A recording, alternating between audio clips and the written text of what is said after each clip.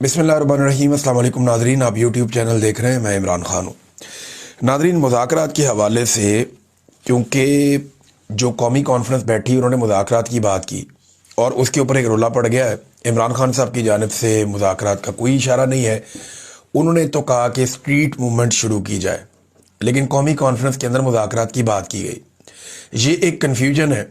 इस पे पहले जो अलीमा खानम ने इंटरव्यू दिया, जो बातचीत उन्होंने की, वो मैं आपके सामने रखता हूँ।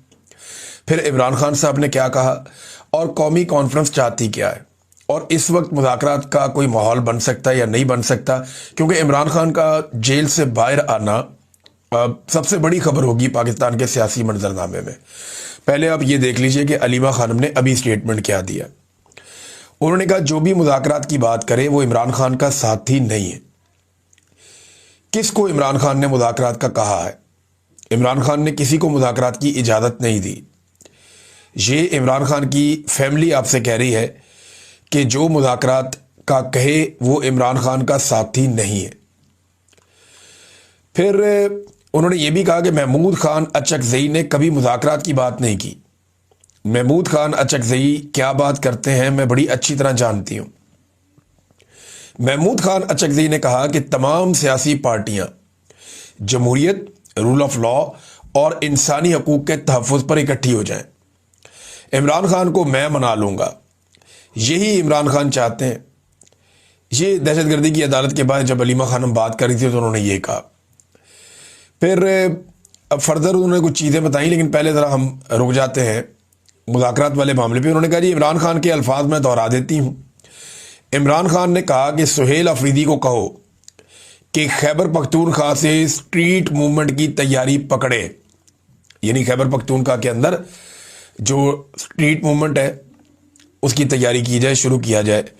तो एक तो स्ट्रीट मूवमेंट है, उस पर बाद में बात करते हैं, लेकिन पहले मुज़ाकरात पे देखिए। मुज़ाकरात की खबरों में यहाँ कुछ खबरें और भी छपी हैं। दावा ये किया जा रहा है कि इमरान खान साहब तो ये कहते हैं जी कि मुज़ाकरात नहीं करने हुकूमत से अभी, लेकिन साथ ही साथ इमरान खान साहब ने मुज़ाकरात का इख्तियार अल्लामा राजा नासिर अब्बास साहब और महमूद खान अचकज़ई साहब को दिया हुआ है। ये भी एक हकीकत है। और साथ ही साथ जो तहरीक की अनाउंसमेंट है वो भी उन्होंने करनी है बाहर मौजूद होते हुए। तो इमरान खान साहब की पार्टी को मुज़ाकरात के हवाले से कुछ जल्दबाजी करने की ज़रूरत नहीं है, क्योंकि इमरान खान साहब ने अपनी पार्टी को इस मामले से खुद ही बाहर कर दिया है। अब मुज़ाकरात होने किस चीज़ पे हैं, ये है बड़ा सवाल। कौमी कॉन्फ्रेंस में जो लोग मौजूद थे उन्होंने हुज्जत तमाम की। उन्होंने कहा नए इंतखाबात करवा दें और 2024 में जो इंतखाबात हुए उस धांधली के ऊपर इंक्वायरी करवाएं और चीफ इलेक्शन कमिश्नर तब्दील करवा दें। ये तीन चीज़ें तो इस वक्त हुकूमत नहीं होने देगी। देखिए, पीपल्स पार्टी और PMLN को एक ऐसी हुकूमत मिली है जो वो जानते हैं कि कभी भी उनकी नहीं थी। मुफ्त में 25 करोड़ अवाम के ऊपर उनको हुकूमत मिल गई। दुनिया के एक बड़े और ताकतवर मुल्क के ऊपर जो एटमी कुव्वत है उसकी हुकूमत उन्हें बगैर मैंडेट के मिल गई, और उन्हें यह भी पता है कि आइंदा उन्हें मैंडेट मिलना भी नहीं है। लिहाजा वो क्यों इस हुकूमत को ठुकराएंगे अगर उन्होंने इसे कबूल किया है तो। देखिए, अगर वो उसूल पसंद होते तो जिस वक्त ये हुकूमत उन्हें दी जा रही थी वो उस वक्त कह देते जनाब हमें हुकूमत नहीं चाहिए, हम इलेक्शन हार गए हैं। लेकिन उन्होंने हुकूमत को कबूल किया। हुकूमत कबूल करते वक्त उनके दिमाग में ये बात थी कि लोग इसे कबूल नहीं करेंगे, इसके खिलाफ रद्द-ए-अमल भी आएगा। लेकिन उन्हें इस बात का आइडिया था कि उन्होंने कुछ भी करके अब टाइम पूरा करना है। जब तक कि आप जोर ज़बरदस्ती उन्हें नहीं निकालेंगे वो नहीं निकलेंगे। ये पॉलिटिकल स्टेटमेंट है जो बज़ाहिर मुझे लगता है कि आओ बैठो बात करते हैं, आओ इकट्ठे हो जाएं। और देखिए, आइडियल सिचुएशन तो ये है जो ख्वाजा साद रफीक ने भी कहा, कुछ और लोग भी कहते हैं, जितने समझदार जर्नलिस्ट हैं वो ये कहते हैं कि एस्टेब्लिशमेंट को खूंटे से बांधने के लिए या एस्टेब्लिशमेंट को उसके आईनी किरदार के अंदर महदूद करने के लिए ज़रूरी है कि सारे सियासी स्टेक होल्डर इकट्ठे हो जाएं, तो ये काम ज़रा आसानी से हो जाएगा। देखिए, अगर सारे सियासी स्टेक होल्डर इकट्ठे हो जाएं तो एस्टेब्लिशमेंट को बड़े आराम से उसके आईनी किरदार में वापस भेजा जा सकता है। फौज की सियासत में मुदाखलत ख़त्म की जा सकती है। लेकिन अगर ये इकट्ठे नहीं होते तो फिर ये नहीं होगा।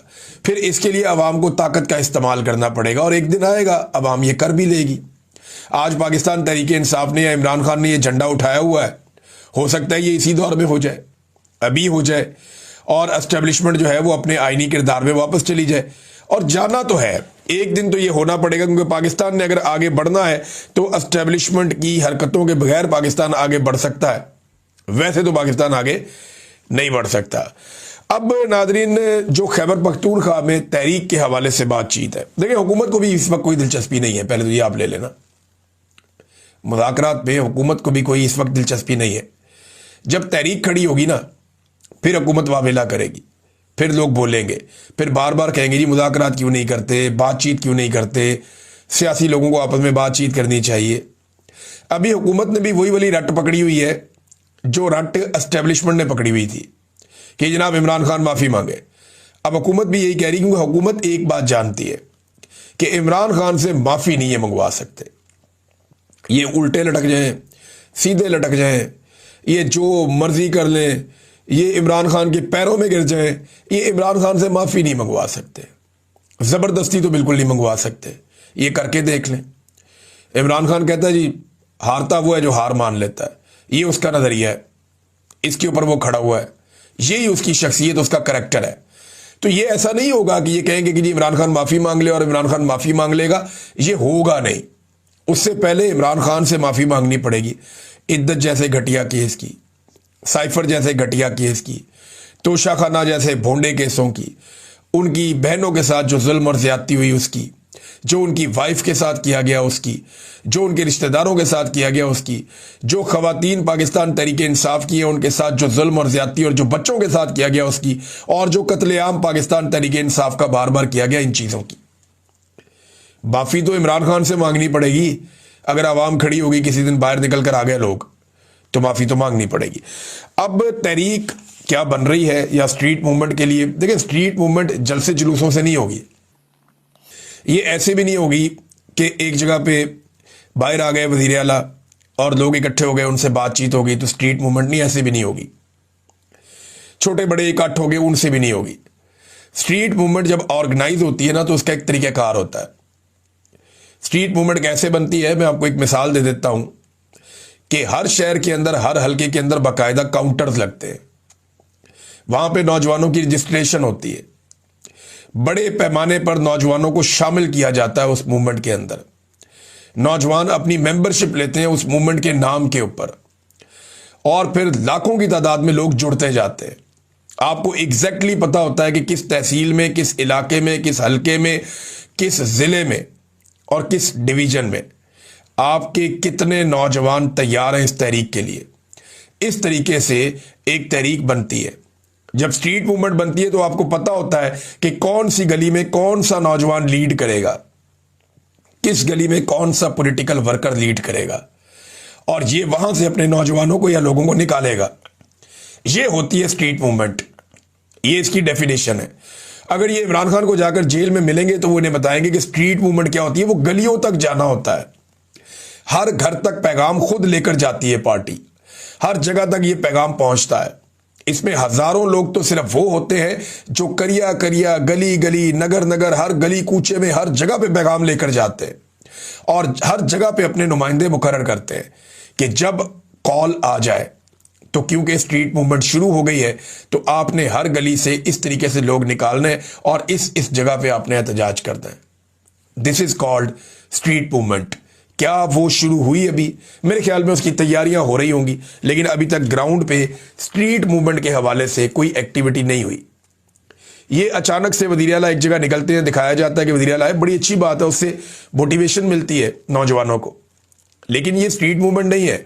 वो अभी डिज़ाइन होगी, जब डिज़ाइन होगी उसके बाद काम शुरू होगा तो आपको पता चलेगा कि गली गली, मोहल्ले मोहल्ले लोग जा रहे हैं। स्ट्रीट मूवमेंट दुनिया के अंदर चली है, वो कैसे चली है जरा मॉडल निकाल के आप पढ़ें। अभी तक खैबर पख्तूनख्वा में या पाकिस्तान में उस हवाले से कुछ उस तरह का नहीं हुआ। ये क्लैरिटी अपने पास रखें। इमरान खान साहब के लिए उनकी फैमिली बता रही है कि इमरान खान साहब के लिए किताबें हमने भिजवाई थी, 11 किताबें हमने इमरान खान साहब के लिए भेजी, 9 किताबें इमरान खान साहब तक पहुंच गई हैं। वैसे इमरान खान साहब ने सैकड़ों किताबें पढ़ ली अभी तक जेल के अंदर। यानी अगर आप किताबों का ही अंदाज़ा लगा लेना तो इमरान खान ने हर 2-3 दिन में एक किताब ख़त्म की है। इतनी किताबें जेल के अंदर इमरान खान ने पढ़ी हैं। नवाज शरीफ साहब ने 2 किताबें नहीं पढ़ी होंगी जेल में, 2 किताबें, टाइम ही नहीं मिला होगा ना, मुलाकातें ही बहुत थी, लोग आए रहते थे, फैमिली बैठी रहती थी, अपना डॉक्टर बैठा हुआ है, फिजियोथेरेपिस्ट बैठा हुआ है, अपने मुलाजिम बैठे हुए हैं, गपशप लग रही है, कहानियां चल रही हैं, टेलीफोन चल रहे हैं, हर तरह की सहूलत उनके पास है, दिल बहलाने के लिए लोग मौजूद हैं, फिल्में मौजूद हैं। तो मियाँ नवाज शरीफ साहब जो हैं वो तो उनकी जेल और तरह की थी। जरदारी साहब ने कितनी किताबें पढ़ी हैं आप भी जानते हैं, सब जानते हैं। तो इमरान खान साहब को अभी 9 किताबें भेजी गई, एक किताब जो है वो फरीद जिक्रिया वाली वो वापस हो गई। अब वो कहा गया जी जज साहब ने कि वो मैं पढ़ रहा हूं अभी, और एक किताब जो है फ़लस्तीन वाली वो वापस हुई है। और अगली दफ़ा इमरान खान की बहन कहती हैं कि हम इसराइल वाली किताब भेजेंगे, वो ज़रूर उन तक पहुंच जाएगी, क्योंकि फ़लस्तीन और इसराइल को लेकर पाकिस्तान की पॉलिसी में बज़ाहिर एक बहुत बड़ा शिफ्ट हमें दिखाई दे रहा है। ये बात तो ठीक है। अब नाज़रीन, इमरान खान साहब के बारे में ना, उनकी पार्टी के बारे में एक स्टेटमेंट बड़ा मज़ेदार दिया अंसार अब्बासी साहब ने। ये स्टेटमेंट मैं आपको पढ़ के सुनाता हूँ, लेकिन आप गौर कीजिएगा कि इमरान खान साहब के साथ करते क्या है पाकिस्तान के अब जो दानिश्वर हैं वो लोग क्या करते हैं। वो कहते हैं जी इमरान खान कौम से तवक्को रखे हुए हैं कि वो बाहर निकलेगी, लेकिन हकीकत ये है कि उनके टाइगर्स भी गीदड़ बन चुके हैं। अब ये इंस्टिगेट कर रहे हैं, बाहर निकलो, सामने आओ, मुकाबला करो। टाइगर्स गीदड़ बन गए, इमरान खान के वर्कर को कह रहे हैं कि वो गीदड़ बन गए हैं।